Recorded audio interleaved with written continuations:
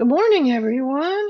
It is a beautiful day today. It is June 7th, 2025, and we're here with Gardening Tips Live. My name is Amy Holland, and I'm joined by my friends and fellow master gardeners. Let's see, let me get things going here. Um, Margot Emery and Toby Johnson, and let me get to the place I need to get to actually see. I'll share this in the group and then we'll get everything going where people can find us. There. Okay.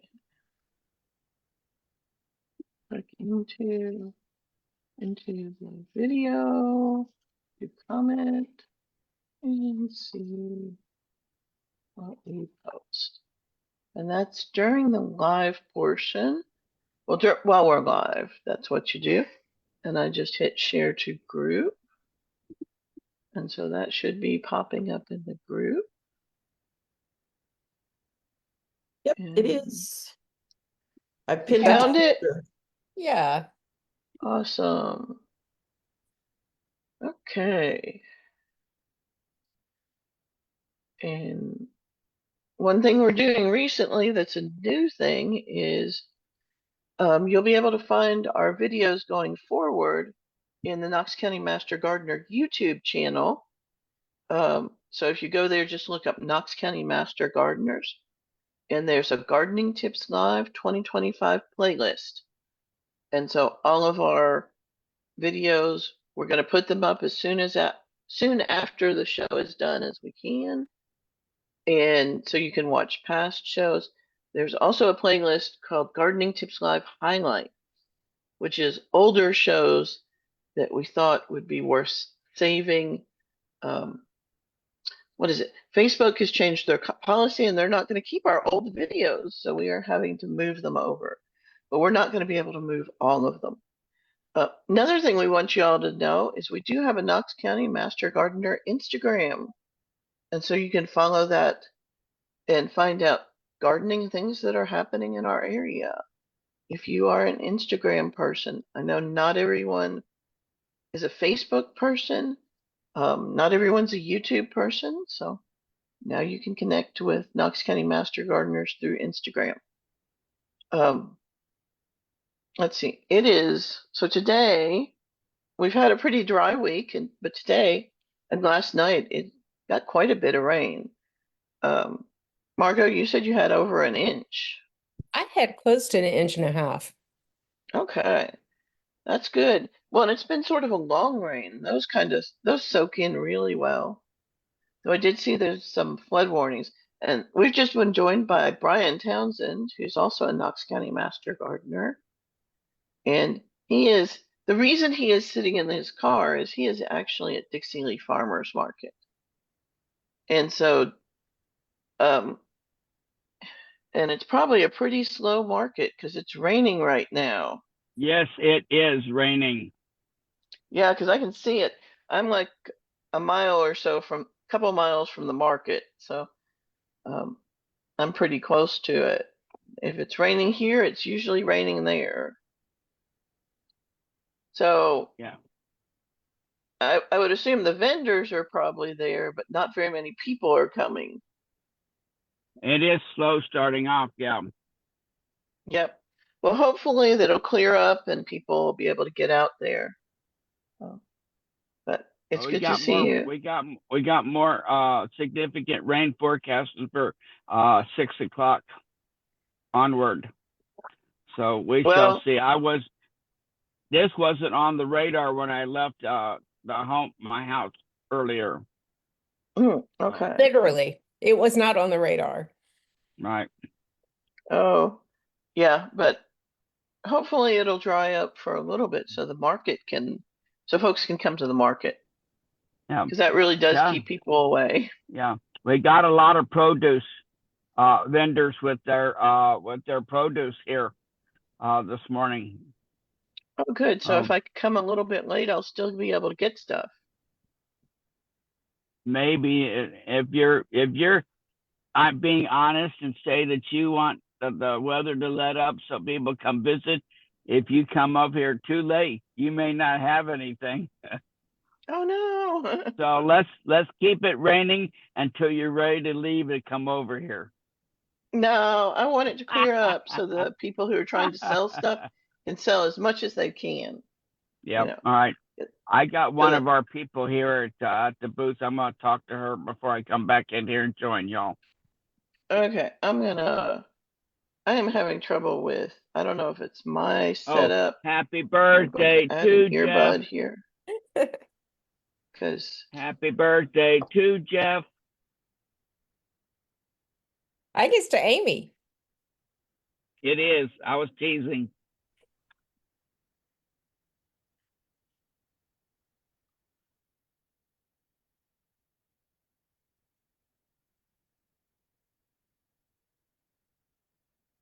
a little confused.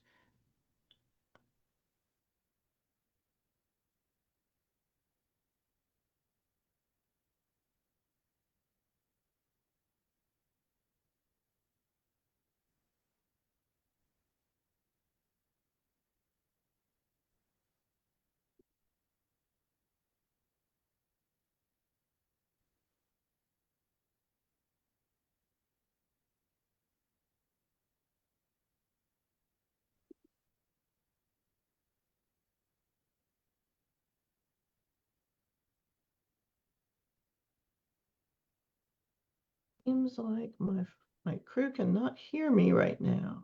Yeah, I was just about to leave Zoom and rejoin because I thought it was me, Do a speaker test. Let's but I see the can hear you speaker now. test. I cannot hear that. Okay, let me.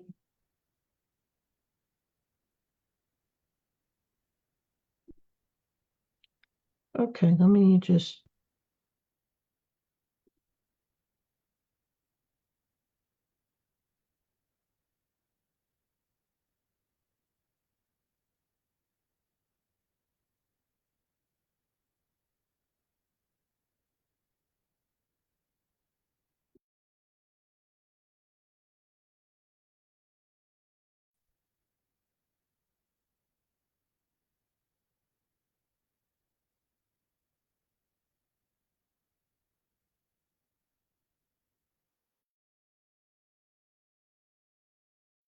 Amy, you froze for a minute, but you're not frozen now.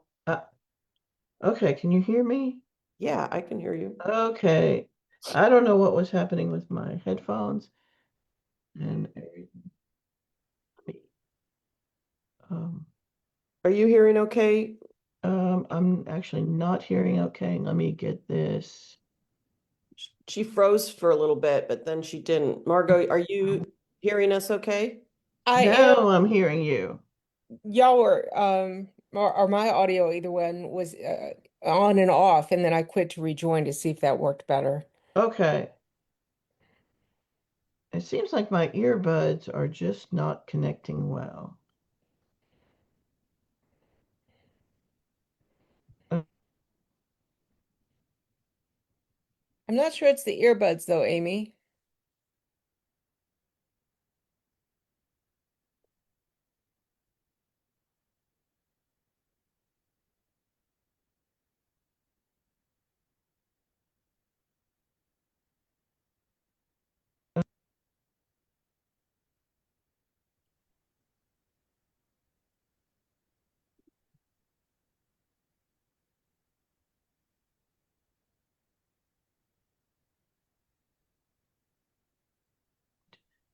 Okay, let's go back to our old faithful. Can you all hear me? I can. Okay, because I cannot hear you. Okay, let me switch the speaker back to. Okay, let me see if I can hear you all. If you all could say something. Hi, Amy. Can you hear me? Yes, I think I can hear you now. Howdy. Okay, I can hear you all now. And then, okay, I think everything is working now. And I will not try to use my earbuds because they just don't seem to be working right. And I will put them away. Technology, I love it and hate it. Okay. Yep. Hopefully that'll continue. I'm assuming you all can hear me now. Yep. Yes? Okay, good. Okay. Yeah, I was trying to do things a little bit differently, and sometimes different doesn't work well. Okay. So sorry for that scatteredness for the beginning of the show. We usually have things a little better in hand. Ran into some technical difficulties, and I'm going to do add everyone to help folks find our meeting. Toby is not seeing my posts. Are you commenting in Facebook? Oh, I haven't commented anything anywhere except I just did add everyone. That's me talking to Toby. Oh, okay. And I see Margot's posts, and I'm going to say good morning. Good morning. Good morning, everyone. I'll put good morning, gardeners. It's a little cheesy, but that's what we are, and that's part of why we're here. There's Miss Toby. There's Toby. Okay, cool. Okay, I'm going to go ahead. We're going to start our slideshow for this morning. I did find some sort of interesting things in my garden today. And so, what is it? If you've been following us, I've posted pictures of our mourning dove and its decision to do its nest in a 5-inch pot on my plant shelf. And it is back. And I looked it up this morning and it said they could do 6 broods a year if the conditions are right. So she must be on the brood 2 right now. Okay, I have a 100-gallon water trough out near my composting stuff, and I use it for watering. I also, I want to put water lotus in it. Haven't gotten to that yet. But this year it has tadpoles. And right now they're about the size of marbles. They started out about the size of pinheads. And so they're really cool. And I guess Facebook is hearing me. Yay! Because I'm seeing um, I'm seeing it do its thing. Okay. The other thing that my daughter found this in the pond, and this is a little larva, and we looked it up, and it's cool. I think things like this are cool. Some people think they're creepy. And these little long things are actually elongated gills. It's the larva of it's called a whirligig beetle. Isn't that cool? I don't So know. the long little legs are gills? They're gills. And it actually has Wow. little legs up here. So these are its gills so it can breathe. And so this is a beetle that's in the water its whole life cycle. And they actually what is it? They're carrion eaters. They're the cleanup crew.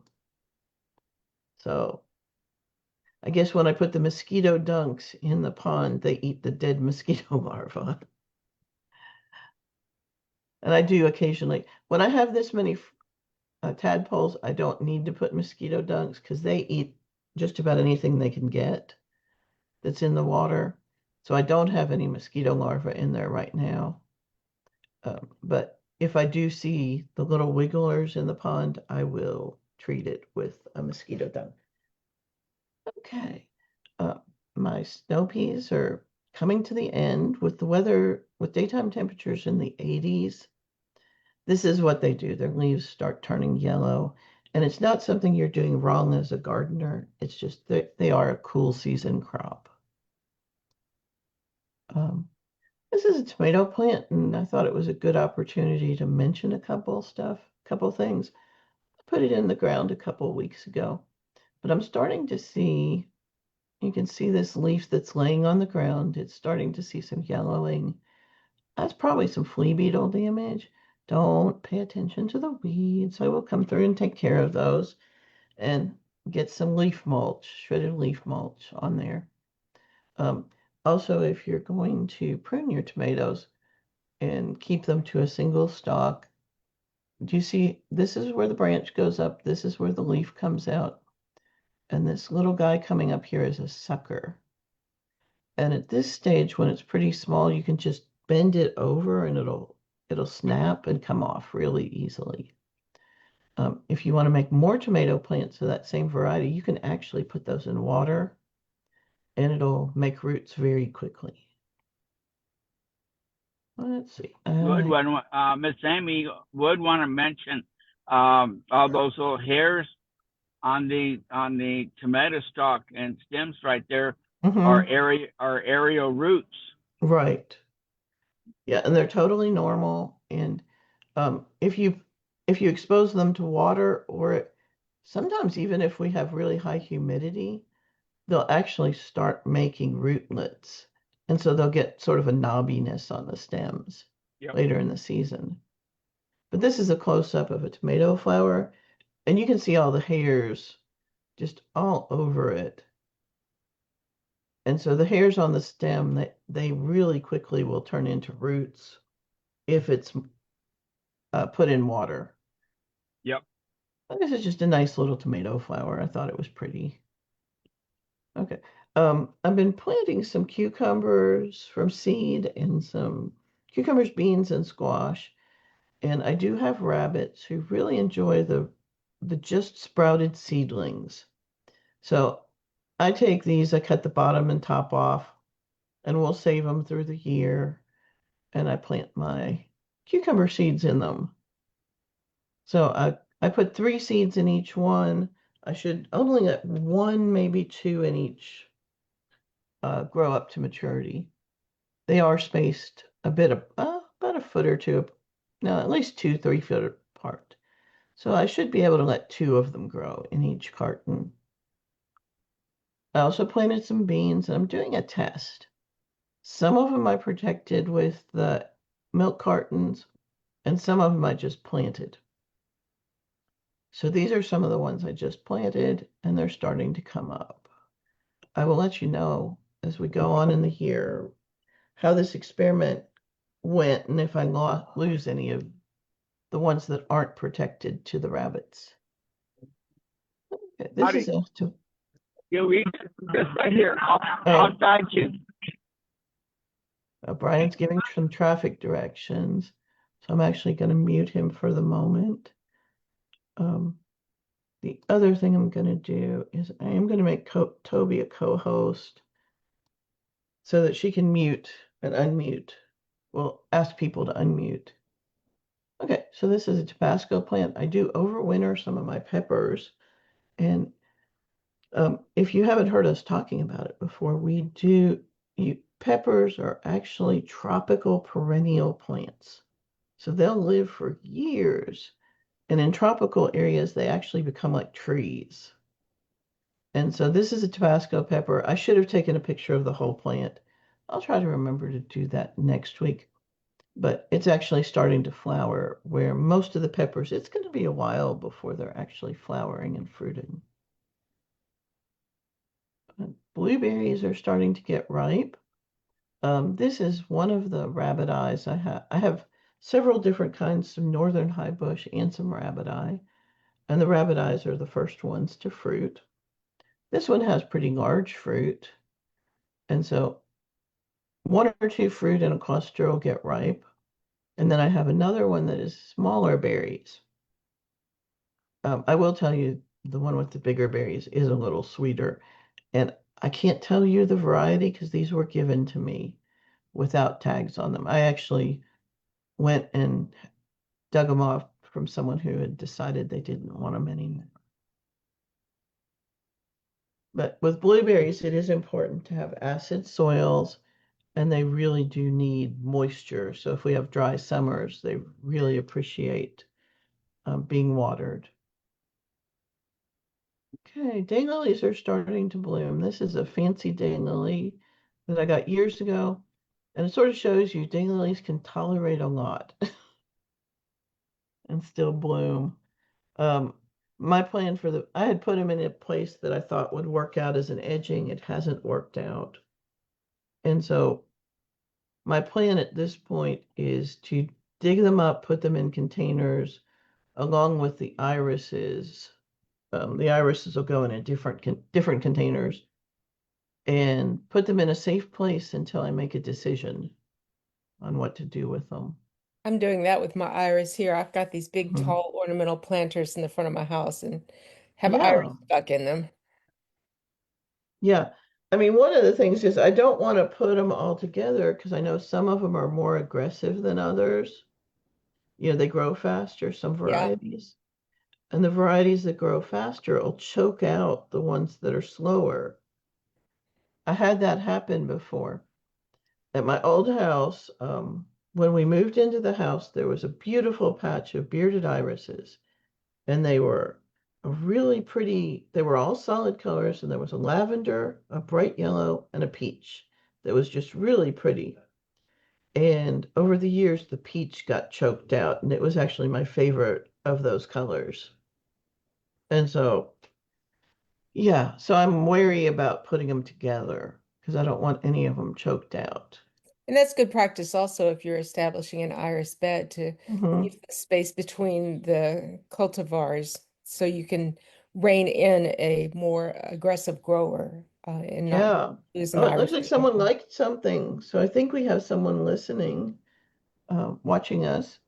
Um, if you don't mind, please put a comment so we know you're there. Brian, did you have something? Yes, while y'all are talking about irises, let's bring up planting them. When we either planting them straight from purchase or transplanting, like you're talking about. Hmm. We do not want to bury them. Right. You don't want to The bury the whole root right, part, the tuber right, part. The yeah, best way to Actually, do it when you're initially planting is plant the rhizome, the tuber part, halfway into the soil, where the top half is exposed, the bottom half is in the soil, and then the iris itself will adjust its level of planting over time. It hmm. will the rhizome lower if it wants lower, or it'll leave it up high. But you want the top of that rhizome to get at Right. least 6 hours of direct sun a day if you can to ensure a bloom. Yeah. Yeah, you don't want to put mulch over it. You can put mulch around it. Yeah. Yeah, they are, if they're too wet and mulched and stuff like that, they can rot. But usually it just hurts them as far as flowering. Daylilies are a whole different story. You just plant them at the depth they are, they were before, or, what in the container they were in. Okay, I thought this was really cute. This is actually the flower from an elephant garlic, and I don't know if you can see it, but I think it is a nice sleeping place for some of our beneficial bees. Look at these little tiny guys. The beneficial bees are super effective pollinators and really help our environment. And then there's another friend here. This is a syrphid fly, and they are an important beneficial insects. Their larvae eat lots of aphids, and so they are something you want in your yard. But I think they had a nice rest overnight. There were actually a couple more of the beneficial bees in this also. And you said you thought they just slept there overnight, right? They probably slept there overnight. I know a lot of times when you have your squash blooming, that have big flowers, if you go out early morning, you'll find bees inside there, or I've found like bumblebees that look like in the early morning before it warms up, and it looks like they've slept on the coneflowers. So I think bees tend to just sleep where they are. It does. If they're outside of their nest. Now, these beneficial bees are probably solitary, and they might not even have a nest. The female will do like a place to lay a small nest to lay her eggs, but it's not where they go to sleep. Oh, good morning, Natalie. And Margaret, let's see. She's watching. She says, do you think the peach color iris are just not as robust as others? She's had several peach disappear. It is very possible that they're not as robust. I know the variety I had was not. So different varieties of iris, some are more vigorous than others. And what I understand is the further away you get from the wild type of whatever the plant is, you tend to lose robustness. So peach must be pretty far away from the original of what irises are. You know, that does seem true with other plants. It seems pretty true with vegetables. That's some of why they hybridize to bring vigor back. Okay, this is actually the Carolina rose, and it is one of the first roses I've had that makes abundant rose hips. Can you see that? That is actually the fruit of the rose and is quite often used in teas. You do have to be careful. It's almost like an apple inside. You know, it'll have fleshy parts and then it'll have a seedy part. But many of the roses around their seedy part, they have little hair-like things that can really make you itch. So I need to look up, what do I need to do? These are not ripe yet. They will get bigger and they will probably change color when they're ripe. I'm not sure what color they will be. They become rose hips. Yeah, they are rose hips. They're just not full size.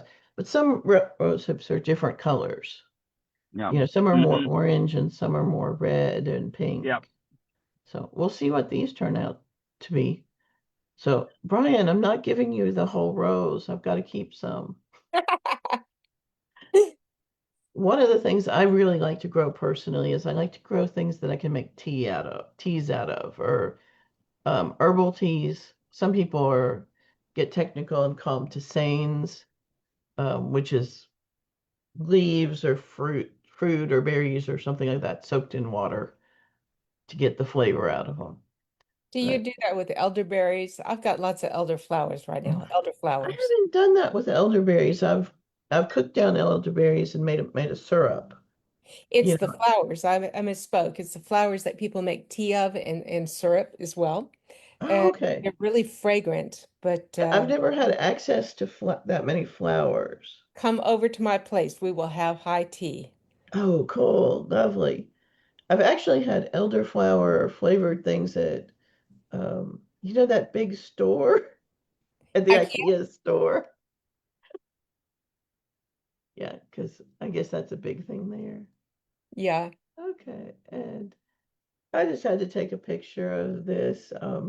It's a purple coneflower. This is at the herb spiral at UT Gardens. And somehow it seeded itself just in this little crevice. And so if you go to UT Gardens, you'll find the herb spiral just a little bit past where the fenced-in vegetable garden is. And so if you walk around, it's on the lowest level of the rocks and just in there. And so just a tenacious coneflower. And then this is some black-eyed Susans that they're really nice in the garden. They can be a little aggressive, but they are really pretty. And so that is the end of our slideshow for today. Let me stop.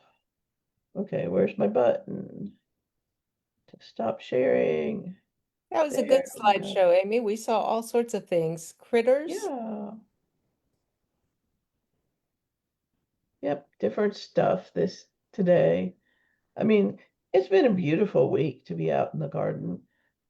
One thing you do need to be careful of this time of year, we've been really cool so far. And so as the weather heats up, really be mindful of your body. Um, it's really, really easy to overdo it. I sort of overdid it yesterday, and really came home not feeling good at all, just from overheating and not drinking enough. So what is it? If you are going to be working outside, try to work in the mornings and the evenings, and just be mindful of your own tolerance for the heat. Um, I actually listened to a podcast. I can't remember who it was. They were talking about the problem with heat, and that actually because there's a heat warning system now where people who don't have air conditioning should try to be sheltering in a cooling center. And they were talking about in different countries and different parts of the country, the temperature for that being considered dangerous is different.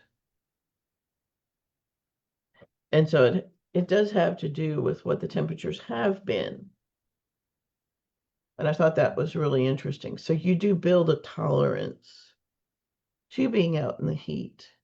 It's the same as the cold as well. I remember Yes. living in Chicago, and Hmm. in the fall when it started to get colder and we started to have snow and, temperatures in the teens, you would go through this period of about 2 weeks of just fatigue as your Yeah, body like acclimated.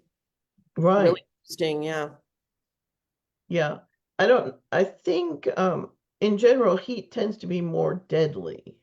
Yeah, unless You you have know, hypothermia. right. Yeah. Right. And hypothermia, I'm so weird. Okay.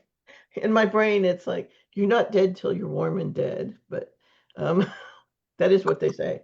Um, but with heat stroke, I mean, you can get into heat exhaustion and heat stroke um, pretty quickly if you're not acclimatized to working outside. And as gardeners, pace yourself and be gentle with yourself starting the season if you haven't been out. Well, and this year we've been so cool until now, so just be aware, take regular breaks, drink plenty of fluids. If you realize you've stopped sweating, get in the air conditioning, Yeah. something with electrolytes or salts, you know. I'll do myself a smoothie that has a bunch of different ingredients in it. If I realize that I've never taken myself to where I stopped sweating, but I have taken myself to where I'm just not feeling right. Yeah. And Yeah. that's when I come in. We had a great speaker at one of the recent this year for Master Gardener. We have a monthly Mhm. meeting and we have speakers, and he talked about strengthening and stretching for Yes. gardening. And we think a lot of us garden. One of the reasons we garden, aside from loving gardening and loving being Mhm. outside and all that, is to stay fit. Yeah. And it was interesting, what I learned from his talk was really that you still need to do strength training. The Hmm. gardening is not alone going to make you, I mean, it could, but he really recommended to be able to continue and not injure yourself gardening. Yeah, That you think about an exercise program that prepares you for gardening. So it was for really, sure. really an eye opener to think about, you know, bending and picking up, and especially for those of us who are have a certain age, uh, Hmm. it's something to think about, just so we can garden longer, right? So that we can, Right. stay, not get injured. Yes. Yeah, I certainly don't want to be injured. right. Yeah. It There could are really certain back. people that are way beyond that certain age. No You one's know what? beyond a certain age, Brian. There is a certain age, and that's it. For some people, but for some people, that certain age is different. you know, some Yeah. people, sort of really lose their ability to do a lot of hands-on gardening in their 50s, and some people it's not till their 90s. And Amy, one of the older videos shows that we need Hmm. to repurpose and recycle over to the Facebook page was Derek Stoll, the horticultural Yes. therapist with UT Gardens, showing us some of the adaptive tools that can help us Hmm. garden when arthritis and other limitations come into play. We haven't touched upon that recently, but if you have a certain injury or struggling to do something, often there's an adaptive tool available. It's just finding it. Yeah. You might have to search online about gardening adaptive tools. Hmm. Right. And there's a book that I've gotten out of the Knox County Library for several different times. And I believe the title is Gardening for a Lifetime. Let me see if it looks right.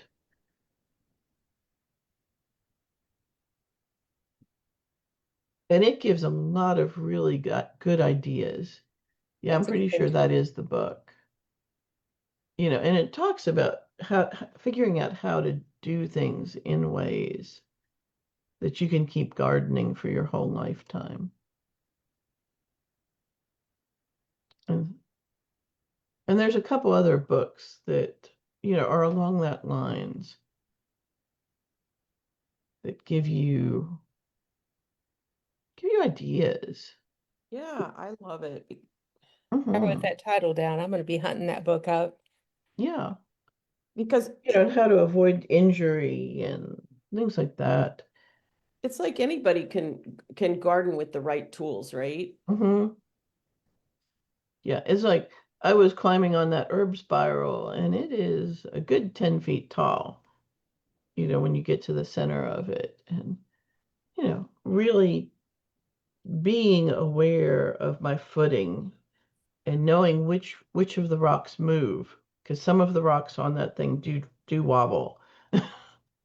Yeah. And when you're 5 feet up or even more, wobbling is scary. Yeah. Yeah, Okay. there's so many ways to, you don't I was, we've been uh we've moved family members into assisted living. We're Hmm. talking about moving other families into assisted living. So Right. it led me to contemplate my own move to assisted living one day. Hmm. And my husband and I were talking, and I said I would have to have a place where I could go outside because I fully intend Right. on gardening until the very end. So Hmm. if it's, just pots, if it's Right. indoor plants, even if it's raised beds that are like waist high, if it's, Hmm. small or large, it's just Right. something that if you love gardening, it's so good for you that, Hmm. I always think gardening is about hope because every time Yes. you plant seeds or a start, you have this aspiration of what you're going to accomplish, and you're in tune with Hmm. nature as you nurture that plant. It's very mindful practice. But it's always when we're looking through our catalogs in the winter, it's all about that like excitement and hope Oh, of something yeah. new emerging. And I would Hmm. never want to give up that feeling. There's also Right. disappointment. It's like life, right? Hmm. Yeah. There's always disappointment in life somewhere, but it's also about resilience, right? Yes. When we make a mistake, we can learn from it, and then we can. And sometimes we realize some plants just aren't going to go in our garden, and that's wisdom that we also learn. Right. So there's so many different things that gardening gives us besides just the beauty of the plants or the nutrition of the Hmm. plants, or being outside and breathing fresh air. There's just like, I Yes. think, internal emotional development that happens with gardening. Hmm. Miss Yeah. Toby, Yeah. Miss Toby, well, I have a whole folder on elevated raised beds. That's Yep. what that's called right there. You have Yeah. raised beds right there, but you have elevated raised beds where you Mhm. can get a wheelchair underneath if you want Hmm. to. Yeah, Yeah. absolutely. Yeah. Absolutely. And And honestly, I've also, if you want to see some of those, in practice, there are a couple of them at UT Gardens near the South Greenhouse, and there's also quite a few at Concord United Methodist in their garden area. So if you want to check those out sometime, both those gardens, they don't have doors or fences, so they are open. Yeah. Something else, one other thing for everybody here, and we will see these at the Tennessee Valley Fair every year at the Kerr building, but fairy gardening. Yes. So if you've had to, for whatever reason, had to downsize, you can't work an outside elevated raised bed right there, you can do a fairy garden as small as a teacup, and make little figurines and stuff, and make a hobby of it right there, with plants actually growing in it. Yep. Yep. So there's just a lot of different things you can do, and so on our gardening Facebook group, when I do the welcome post at night, I am running photos from my fairy gardening file, so people can visit that and take a look at them. Yeah. So there's a lot of different things you can do. You can do window gardens, or there are sort of self-contained hydroponic gardens that you can do inside that have their own lights. There's so also just a lot of options. You can make your own terrariums. Mm-hmm. I think you can also, gardening is really a really wonderful intergenerational activity. Yes. So if you can't lift it, get your youngins to come and help you. If you can't bend over, and right. And if you don't have youngins of your own, borrow some, right? Yeah. And it's been with my nephew, we've in his fiance, he's younger, he's in his 20s, and we often share gardening tips with one another. And I'll for his graduation, I gave him an ace of spades. Gave him like a really nice, like an air, this is going to be a forever shovel, like okay. Now some people are envisioning a playing card when you say ace of I was spades. thinking. You got to go into that a little more. It's like it's a really great shovel, but so it's a great especially with intergenerational. Sometimes we think we don't really have a lot to talk about with the youngins, but if they get into gardening, I was just talking to my husband about this yesterday when we were driving home from the airport. I came back from New Orleans yesterday, and I said, young people, the reason some of us garden as adults is because we were we had, we were sort of in the milieu of gardening in our family. We either had a small plot in our yards, or our grandparents had, our parents, our grandparents. Yeah. And so we did some vegetable gardening as a child, and then as an adult, I didn't do it for a while. And then, I thought, well, wait a minute, now I have a yard, I should definitely vegetable. And so, kids can learn where plants come from, because if they go to the grocery, they don't know where a carrot came from.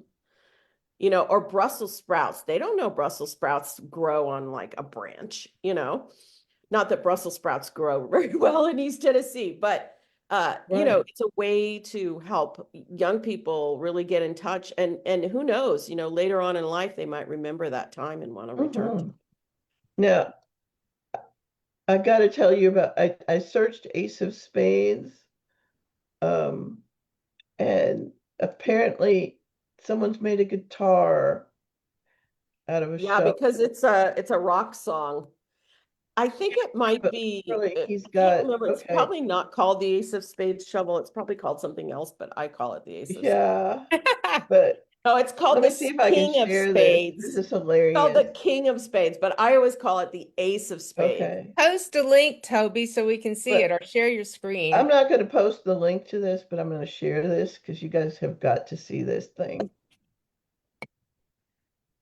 Isn't that hilarious looking? Oh gosh.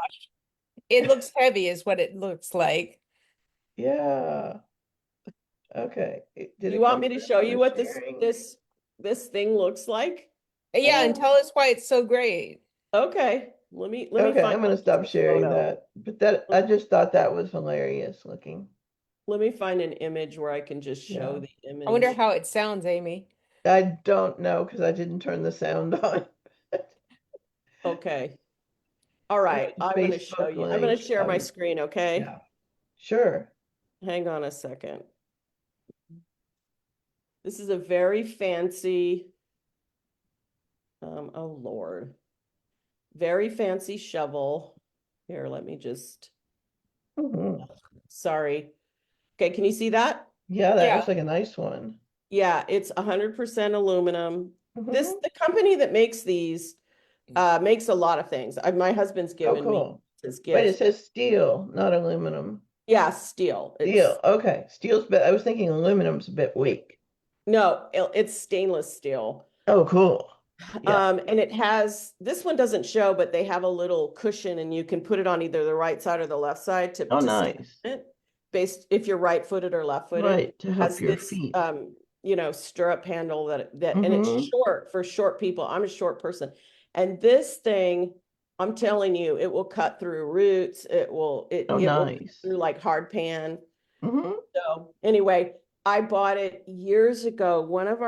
I can't remember which master gardener friend years ago recommended it. Everybody was just Oh, like, cool. it's called the King of Spades. Anyway, it's called the King of Spades. But I always call it the Ace of Spades because I think it's better. Okay. But yeah, it's a Yeah. good one. It's one of those shovels that you're gonna hand down to somebody. There's tools that I Right. have that I know they are so Mhm. rugged that they're gonna get handed down to somebody. Yeah. And let me mention another this is just a concept that I want people to understand.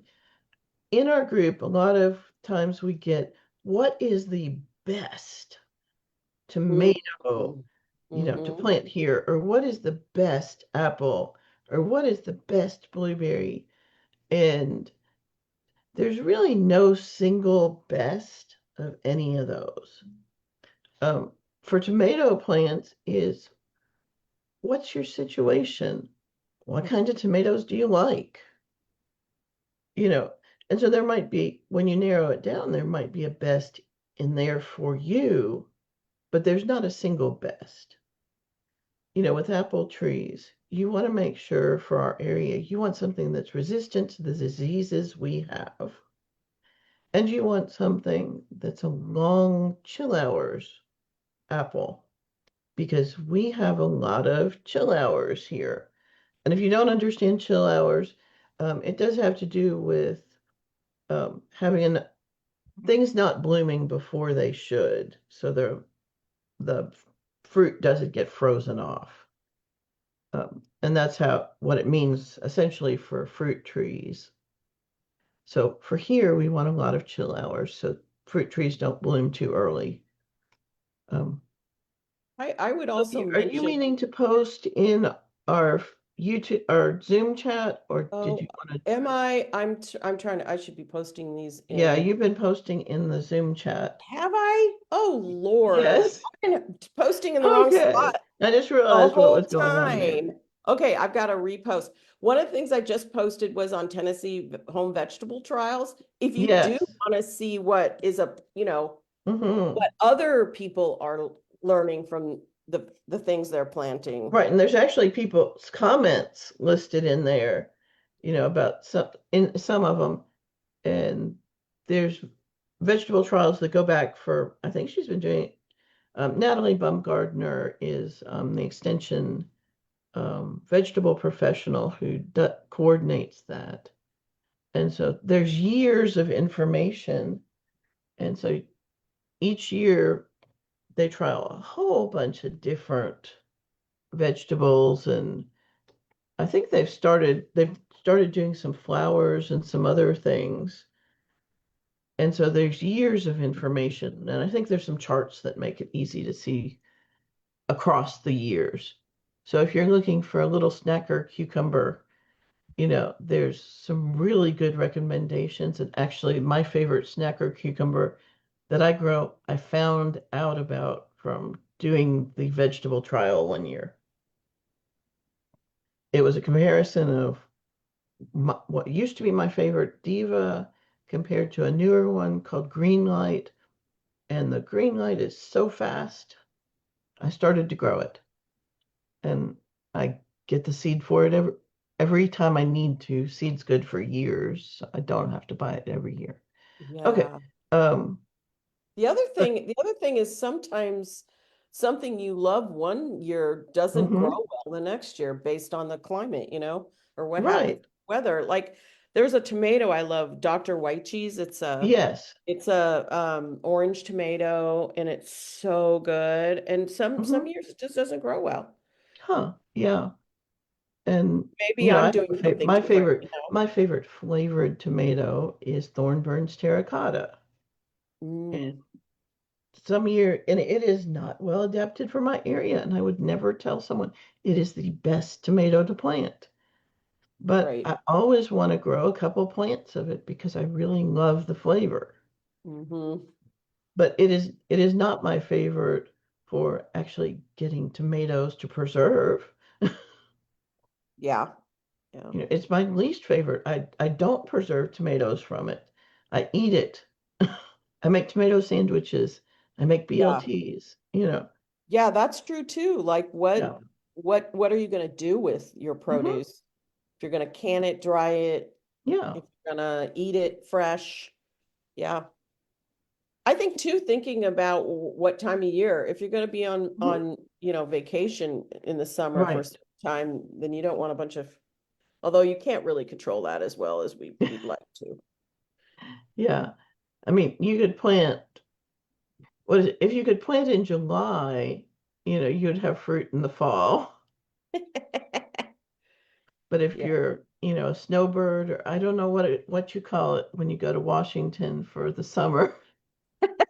No, it's not really a snowbird, is it? It isn't. Uh, A heat escape. I don't know. What are your yeah, temperatures I don't there? know. Like, yeah. Oh, Yeah. Uh, yeah. so what But else are you guys doing in your gardens lately? what am I doing? I'm trying to get all my summer stuff out and then get things mulched and um, Mm. stuff like that. I'm also harvesting my garlic. Oh yeah. Um, and I was not able to do that, and I have garlic and shallots growing, and I'm not going to be able to do it till September. So, oops. you're not going to be able to harvest them, or oh no. Because the scapes didn't come up and things weren't ready to harvest when my Uh-huh. husband came out here a few weeks ago or a month Hmm. ago. And it was, I'm like, well, I can either not get anything or I can roll the dice and leave it in the ground until the fall and see what Yeah. happens. Are they Either here in way, Tennessee or in Washington? they're in Tennessee. Well, that's why I can't harvest because they're in Tennessee. The box, Why don't that you go by box. your house and harvest them? You could go by my house and harvest them. Amy, that's really sweet. Yeah. And then I'll trade you some of my puny, almost non-existent garlic for some decent stuff. Your garlic's not working? Uh, okay, I planted it January 1st, which Uh-huh. is really late. That's like a month and a half late, Yeah. for my latest normal planting date. Um, and I didn't fertilize and I didn't weed. Ah. And so my garlic heads are so puny this year. Oh. You know, the tops are dying off, and I mean, they're just like, Well, Amy, go by my house. Go yeah, by my house and harvest some. If you harvest it, I'll give you, take half the crop I can for harvest it labor. and cure it and set it aside for you. Yeah, and take what you want. Yeah, yeah. See, this is This is how one we of the do in crazy the things gardening gardeners world. do We for each barter a other lot, sometimes. right? Yeah, Yeah, we're for your still labor, alive. you take what you want, right? Yeah, okay. So we'll There's figure this shallots, out. there's a row of shallots, there's a row of soft neck, and there's a row of hard neck. Okay, cool. Mhm. I'll contact you more when we're not on Facebook Live. Yeah. So this is how we do in the gardening world. Yeah. This is a cool thing about community. You never Hmm. have to go it alone if you don't want to, Right. right? That's another cool thing Yes, it about is. gardening. Yeah. And gardeners tend to be very generous because plants are generous to us. Yes, yes. Yeah. It's amazing how many master gardeners I meet along the Hmm. way, or people who want to be. Here in Tennessee or in Yeah. Washington, I don't even know where I am. I've been on airplanes. Um, my neighbor here I just met a few weeks ago she was a master gardener and was Oh, volunteering cool. for a while. And then the neighbor across the way here, she wants to be a master gardener. She's very educated. I said, Right. you already know a lot about gardening, but that doesn't Hmm. mean, you can start as a beginner as a master gardener as well. But Right. uh and then you just start it is an instant connector. You Hmm. just start immediately talk, well, how's this going? And what have you done about this? And and Right. oh, this is, it's just immediate with anybody. That's the cool thing. Hmm. It doesn't even matter, how people vote or what they look like Right. or where they live or anything. You can Mhm. have conversations about gardening with anyone. It's sort of like Right. sports, sports is the same way. Yeah. I mean, it really is. And so, if you're an avid gardener and want to be involved in helping your community and teaching, potentially teaching, or even, helping with keeping some of the public and educational gardens around here going, they need a lot of help.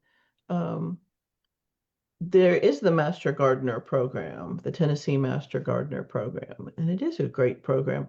So if you're interested, contact Ryland Thompson. You can go to our website at knoxcountymastergardener.org, and there's a button that says join us. That says join us. When you get to that page, it really explains everything. The other thing is if you're interested in volunteering at a garden, many of the gardens are in need of extra help now Yeah. because of some of the things that are going on politically. And so I know they have open work days on a regular basis um, at many of the public gardens. And the ones that don't have open volunteer days, I know Beardsley Farm has some open volunteer days that you can just show up for. Um, but the other ones have volunteer programs that you can become part of at the Knoxville Botanical Center, at UT Gardens. Um, so if you're interested in volunteering, helping the gardening community, you could also contact the Knoxville Urban Gardens and Growers Alliance. I think I got that right. And they should have some opportunities for you, to help in gardens. You don't have to become a master gardener to do that. But if you're interested in becoming a master gardener, those are really good programs to get connected with. Because when you become a master gardener, all of those can be your volunteer hours. Um, the Master Gardener program does require 40 hours of classroom time, and we run our Knox County Master Gardeners run our classes January through April. And then we ask that the first year you do 40 hours of volunteer work, and then, in the different projects we have going. And then going forward, it's 25 hours a year to stay a certified Tennessee Master Gardener. But the big thing I've gotten out of the program is I found my tribe. I found a great group of people who love gardening, love helping people, and love to talk about gardening. And so we really enjoy, being together, sharing plants, sharing information, sharing ideas, sharing experiences, and and also, learning some really good research-based information. And So, if you're a viewer of this show, you're just very mhm, much a part of that tribe too already. yes, Yeah. yeah. And I just noticed we're a little bit after 10 o'clock, and so it's time to say goodbye to you all for today and see you all next week. Happy gardening, everyone. Talk to you later. It keeps popping up things.